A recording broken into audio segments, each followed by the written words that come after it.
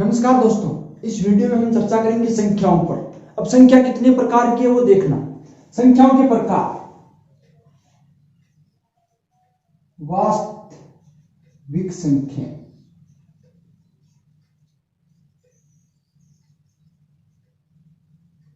अब वास्तविक संख्या होती है, वास्तविक संख्या के अंदर दो संख्याएं होती है, एक तो काल्पनिक संख्या, एक होती है अकाल्पनिक संख्या। ठीक है, इनमें देखिए वास्तविक संख्याओं में होती है काल्पनिक और अकाल्पनिक। काल्पनिक में देखिए इसमें एक तो होती है काल्पनिक,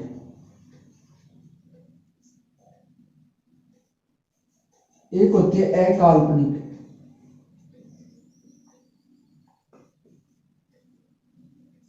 काल्पनिक में कितने प्रकार की संख्याएं हैं वो देखना। इसके अंदर सबसे पहले एक आता है नेचुरल नंबर, जिसके हम प्राकृत संख्या कहते हैं। क्या अब प्राकृत के बाद आता है पूर्ण संख्या,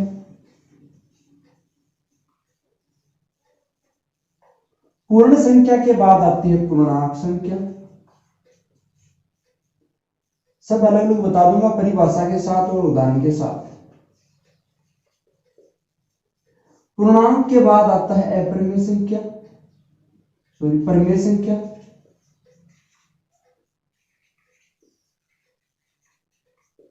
परिमेय के बाद आती है एक अपरिमेय संख्या।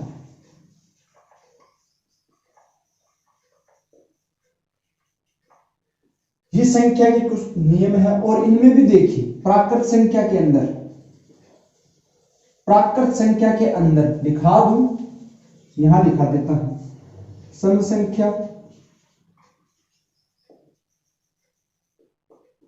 एक होता है विषम संख्या,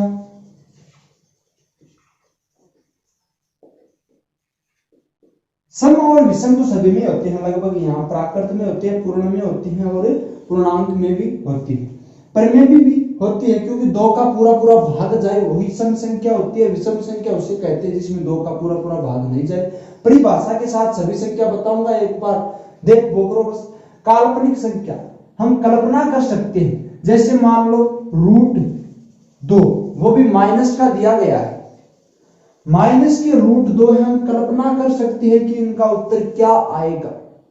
ठीक है, सिंपल सी बात है, √-3 है, √-5 है, ये संख्याएं हैं, हम ये अकाल्पनिक संख्याएं होती है, ये संख्याएं अकाल्पनिक होती है।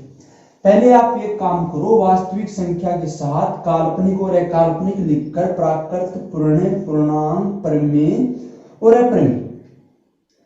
अब पूर्णांक में भी धनात्मक पूर्णांक अलग होती है, ऋणात्मक पूर्णांक अलग होती है, वो आपको सभी मैं बता दूंगा, एक बार इनको उतार। सबसे पहले मैं ले रहा हूं संख्या में प्राकृत संख्या।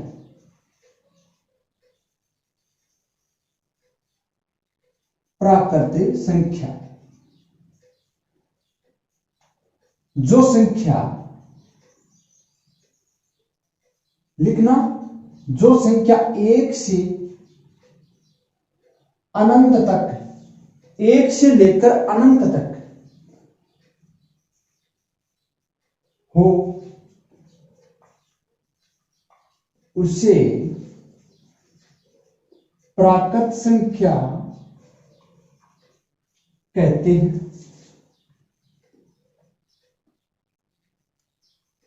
देखो, एक से लेकर अनंत तक जो संख्या हो उसे प्राकृत संख्या कहते हैं। जैसे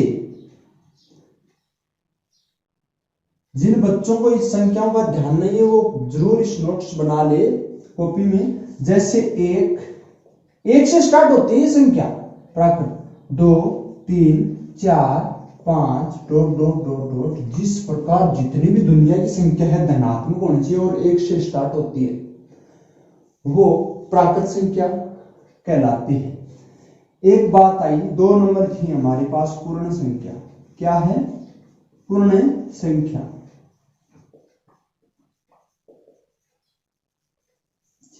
पूर्ण संख्या, पूर्ण संख्या देखिए, जो संख्या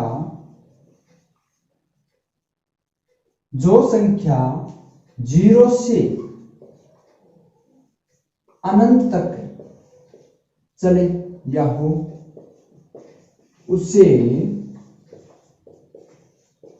प्राकृत संख्या कहते हैं।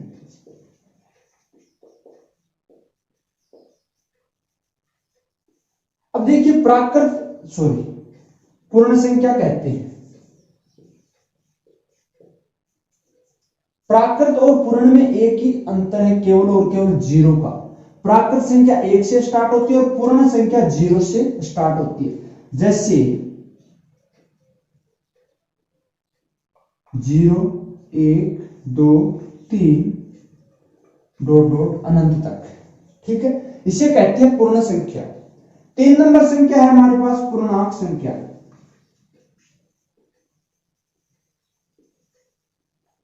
पूर्णांक संख्या, अब इसमें देखिए, जिस संख्या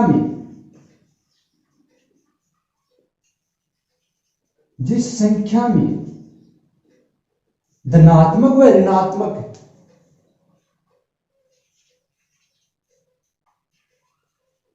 धनात्मक व ऋणात्मक है, दोनों प्रकार की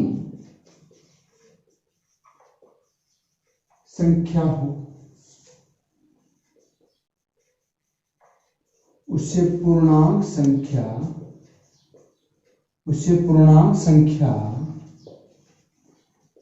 कहते हैं।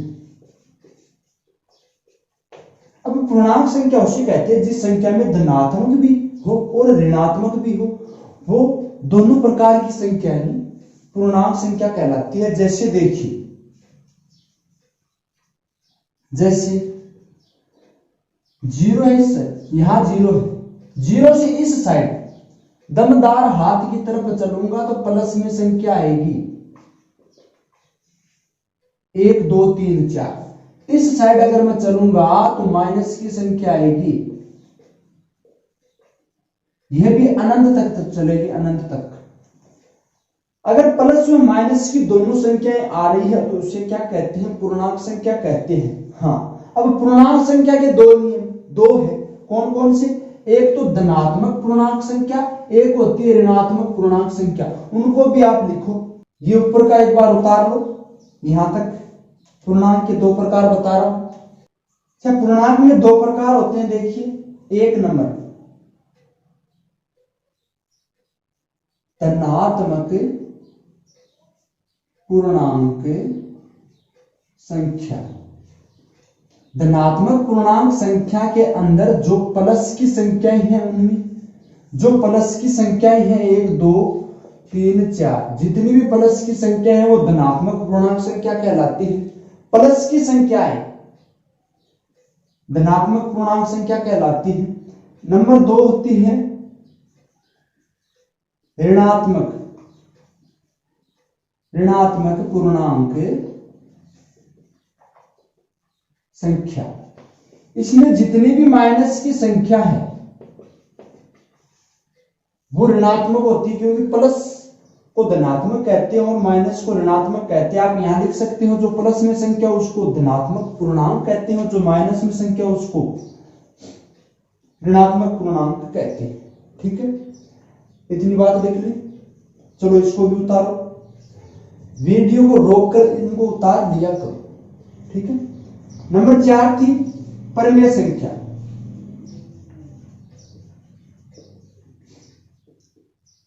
परिमेय संख्या, बस मैंने 4 ही संख्याएं हैं। परिमेय संख्या जिस संख्या को, परिमेय संख्या में जिस संख्या को वो p/q के रूप में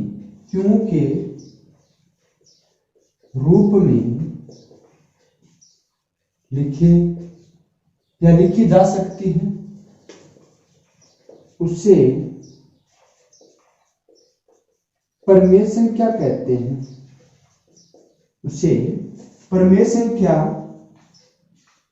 कहते हैं। जिस संख्या को हम p/q के रूप में लिखे उसे परिमेय संख्या कहते हैं, लेकिन q बराबर 0 नहीं होना चाहिए, मतलब बट्टा में 0 नहीं होना चाहिए। यह बात लागू होगी तभी वो परिमेय संख्या होगी।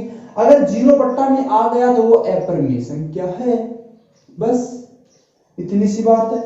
जिस प्रकार मैं लिख दूं कि 2/4 है तो यह एक परिमेय संख्या है। एक आती है सहमिश्र संख्या, सहमिश्र संख्या, वो भी लिख लो एक बार, इनके साथ ही लिख, सहमिश्र संख्या। अब सहमिश्र संख्या किसे कहते हैं वो बात है, बस इनमें थोड़ा सा अंतर है सहमिश्र में। जिस प्रकार मैं लिखूंगी 2 सही 4/6 है, 2 सही 4/6 है, इसको मैं सहमिश्र संख्या बोलूंगा। ठीक है, ए सही p बट्टा क्यों के रूप में जिस संख्या को लिखे वह सहमिश्र संख्या कहलाती है। ए सही p बट्टा क्यों के रूप में जिस संख्या को लिख दे वह सहमिश्र संख्या कहते हैं। लेकिन इनमें भी नॉट इक्वल टू 0, क्यों के बराबर 0 नहीं लेना, बस इतनी सी बात है। उतारो इनको। अब बात आती है नंबर 6 पर, सम संख्या। सम संख्या लिखो परिभाषा, वह संख्या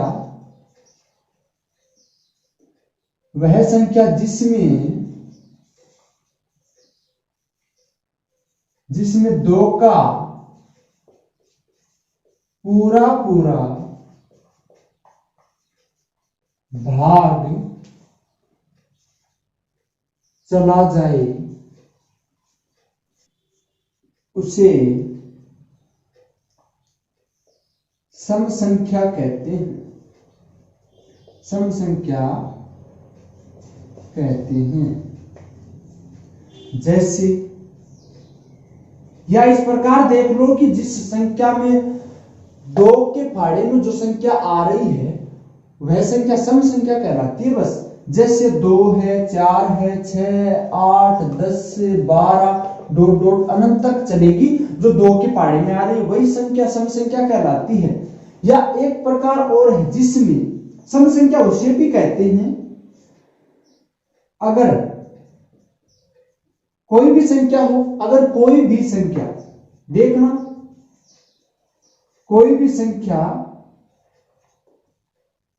हो जिसमें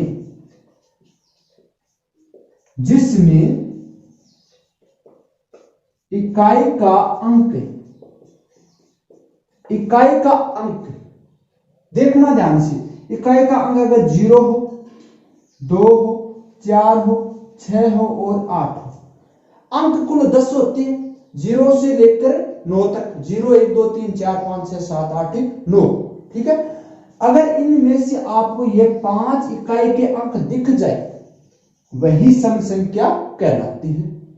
ठीक है, अब नंबर 7 विषम संख्या। विषम संख्या लिखना पूरी बात को। विषम संख्या जिस संख्या में 2 का पूरा भाग नहीं जाए उसे विषम कहते हैं। बस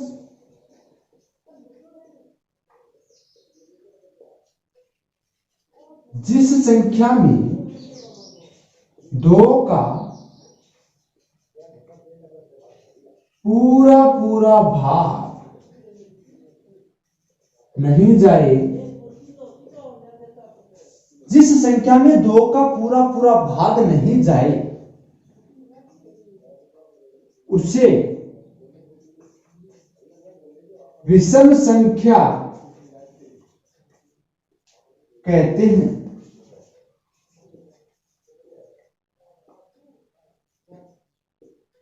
देखो, जिस संख्या में 2 का पूरा भाग नहीं जाए उसे विषम संख्या कहते हैं। जैसे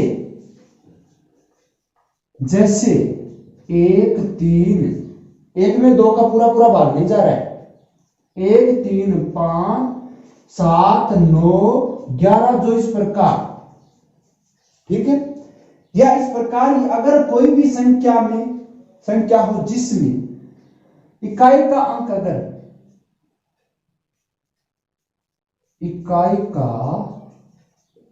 अंक 1 3 5 7 व 9, यह 5 अंक अगर आपको इकाई के अंक में दिख जाए वह क्या होगी, विषम संख्या होगी।